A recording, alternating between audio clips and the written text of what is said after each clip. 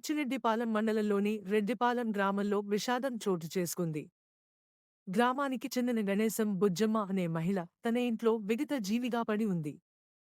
గత 3 రోజుల నుంచి ఆమె కనపడటం లేదని గ్రామస్తులు తెలిపారు. ఆమె ఇంటి పక్కల వారికి వాసన వస్తుండడంతో వారు అనుమానంతో వెళ్లి చూడగా చనిపోయి ఉంది. ఇంట్లో బీరువా పగలగొట్టి ఉండడంతో అనుమానంతో పోలీసులకు సమాచారం అందించారు. సంఘటన స్థలానికి చేరుకున్న పోలీసులు విచారణ చేస్తున్నారు.